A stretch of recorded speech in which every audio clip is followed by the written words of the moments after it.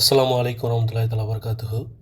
இஸ்லாத்துக்கும் முஸ்லீம்களுக்கும் எதிராக பெரியார் பல கருத்துக்களை சொன்னதாக இன்றைக்கி சமூக வலைத்தளங்களில் பரப்பப்பட்டு இஸ்லாத்துக்கும் முஸ்லீம்களுக்கும் எதிராக பெரியார் செயல்பட்டார் அப்படிங்கிற ஒரு பிம்பத்தை கட்டமைக்க அறமூல சங்கிகளும் அறக்குற தம்பிகளும் முயற்சி பண்ணிகிட்ருக்காங்க.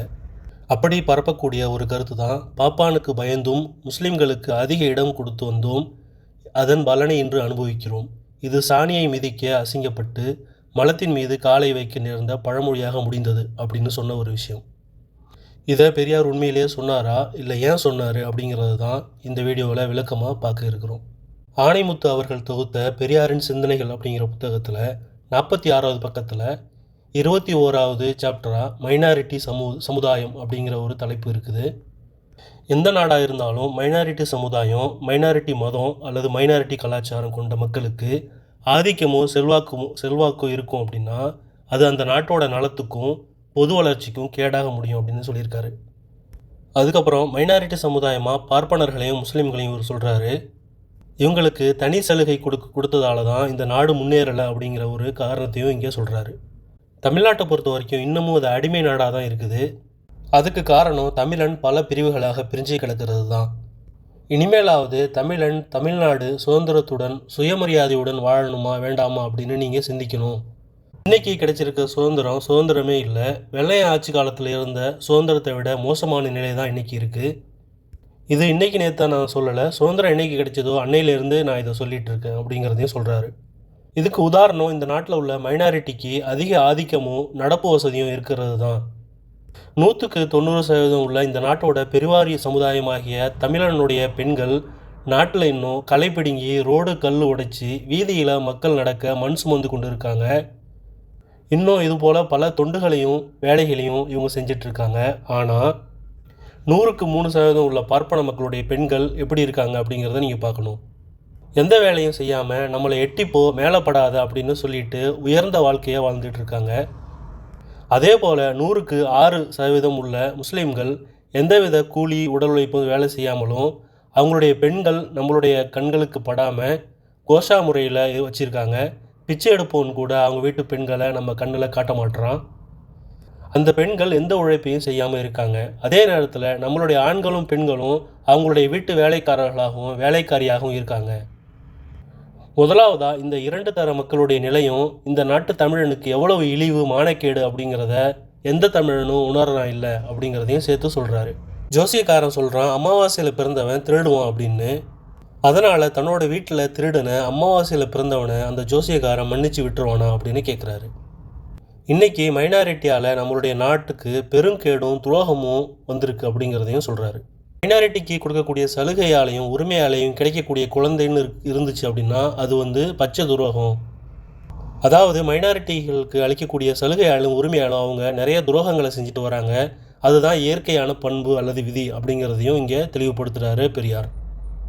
அதனால தான் நிறைய பேர் தவறு செஞ்சுட்டு அவங்கள மைனாரிட்டியாக அல்லது மைனாரிட்டி உடைய கவசத்தை பயன்படுத்தி தப்பிச்சுக்கிறாங்க அப்படிங்கிறதையும் சொல்கிறாரு.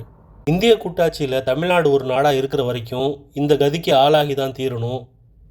தமிழ்நாட்டில் இருக்கக்கூடிய அரசியல்வாதிகளுக்கு பதவியும் பணமும் இருக்கிறதால இதை அவங்க ஒத்துக்க மாட்டாங்க. அதனால தான் நான் என்ன சொல்கிறேன்னா, பாப்பானுக்கு பயந்தும் முஸ்லீம்களுக்கு அதிக இடம் கொடுத்து வந்தோம், அதன் பலனை இன்று அனுபவிக்கிறோம். இது சாணியை மிதிக்க அசிங்கப்பட்டு மலத்தின் மீது காலை வைக்க நேர்ந்த பழமொழியாக முடிந்தது. ஏன் நான் இப்படி சொல்கிறேன் அப்படின்னா, பாப்பான் துரோகம் செய்கிறதுக்கு அவனுக்கு பல காரணங்கள் இருக்குது. ஏன்னா அவனுடைய பொய் பித்தலாட்ட உயர்வு வாழ்வு சரிந்து விழுந்துடும். முஸ்லீம்கள் துரோகம் செய்ய காரணம் என்ன அப்படின்னு கேட்குறாரு. என்ன காரணத்தால் துரோகம் செய்கிறாங்க அப்படிங்கிறத அவங்க வெளிப்படுத்தணும். அப்படி வெளிப்படுத்தினா தான் அவங்கள துரோகிகள் இல்லைன்னு நான் சொல்லுவேன் அப்படின்னு சொல்கிறாரு. இவ்வளவையும் நான் ஏன் எழுதுகிறேன் அப்படின்னா, மைனாரிட்டிகளை ஆதிக்கத்தில் விட்டு வைப்பது, அவங்களுக்கு தனி சலுகை கொடுப்பது நாட்டுக்கும் நாட்டு பெருவாரி மக்களுக்கும் சமுதாயத்துக்கும் கேடு அப்படிங்கிறத விளக்கிறதுக்காக தான். நான் ஒரு மனித தர்மவாதி அப்படிங்கிறதையும் திரைமறைவு இல்லாமல் என் மனசில் பட்டதை வெளியில் சொல்லக்கூடிய கருத்து உள்ளவன் அப்படிங்கிறதையும் இங்கே நான் தெளிவுபடுத்துகிறேங்கிறத விடுதலையுடைய தலையங்கம் 6/3/1962 எழுதியிருக்காரு பெரியார். இதில் பெரியார் சொன்னது எல்லாமே உண்மையா அல்லது ஏன் இப்படி சொன்னார் அப்படிங்கிறத இப்போ நம்ம விளக்கமாக பார்க்கலாம். 1954 காமராஜருடைய ஆட்சியில் தான் மத ரீதியான இடஒதுக்கீடு நீக்கப்பட்டுச்சு. அப்படி இருக்கிறப்ப அதிகமான இடஒதுக்கீடு முஸ்லீம்களுக்கு கிடைக்கல. இதன் மூலம் அதிகமாக பலனடைஞ்சது பிராமணர்கள் தான் அல்லது பார்ப்பனர்கள் தான். இந்த கட்டுரையிலிருந்து பார்க்குறப்ப முஸ்லீம்களையும் பிராமணர்களையும் தவிர மற்றவர்கள் ரொம்ப மோசமான நிலையில் இருக்கிறதா அவர் குறிப்பிடுறாரு. முஸ்லீம் அல்லாதவர்கள் ரொம்ப கஷ்டப்பட்டுட்டு இருக்காங்களே, ஆனால் முஸ்லீமுடைய பெண்கள் கோசா முறையில் இருக்காங்களே அப்படிங்கிற ஒரு கோபம் தான் இந்த கட்டுரையை அவரை எழுத வச்சுச்சு. இதுக்கான முக்கிய காரணம் என்ன அப்படின்னா, இந்த கட்டுரை எழுதப்பட்டது மார்ச் 6ஆம் தேதி 1962 அன்னைக்கு. இந்த கட்டுரை எழுதப்பட்டதுக்கு முன்னாடி சென்னை மாநில சட்டமன்ற தேர்தல் நடைபெற்றுச்சு. அதில் காங்கிரஸுக்கு எதிராக திமுக, சுதந்திரா கட்சி மற்றும் முஸ்லீம் லீக் ஆகிய கட்சிகளுடைய கூட்டணி தான். 1957 காங்கிரஸ் வாங்கியிருந்த சீட்டுகளை விட 1962 தேர்தலில் 12 சீட்டுகளை காங்கிரஸ் இழந்திருந்தது. காமராஜருடைய காங்கிரஸிலிருந்து பிரிஞ்சு வந்த ராஜகோபால ஆச்சாரியார் அப்படிங்கிற ஐயங்கார் திமுகவோட சேர்ந்து காங்கிரஸை ஒழிக்கிறதுக்கான திட்டத்தை செயல்படுத்தினார். அந்த திட்டத்துக்கு வலு சேர்க்கும் விதமாக முஸ்லீம் லீக் திமுகவோடைய சேர்ந்துச்சு. 6 இடங்களில் போட்டியிட்ட முஸ்லீம் லீக் ஒரே இடத்து கூட வெல்லலை. அறமூல சங்கிகளும் தற்கூரி தம்பிகளும் புகழக்கூடிய ஒரே ஒரு தமிழக முதல்வர் அப்படின்னா அது காமராஜர் தான். அந்த காமராஜருக்கு எதிராக செயல்பட்ட முஸ்லீம் லீக்கை தான் தாக்கி அன்னைக்கு பெரியார் பேசியிருந்தார். காமராஜரை தூக்கி பிடிக்கக்கூடிய இந்த அறமூல சங்கிகளும் தற்கூரி தம்பிகளும் அவருக்கு ஆதரவாக பேசிய பெரியாரை மட்டும் எதிர்க்கிறதுக்கு காரணம் என்ன அப்படின்னா சுயநலமும் அதிகார வெறியும் தான். இதே தேர்தலில் ராஜாஜி, நான் ராமன், என்னோட கூட்டணியில் இருக்கிறவங்க எல்லாமே குரங்கு படைகள் அப்படின்னு சொன்னார். முஸ்லீம்களை ராஜாஜி எவ்வளோ கேவலப்படுத்தியிருக்காரு அப்படிங்கிறத இங்கே நம்ம பார்க்கணும். ஆனால் இதுக்கெல்லாம் சங்கிகளும் தற்கூரி தம்பிகளும் பொங்க மாட்டானுங்க.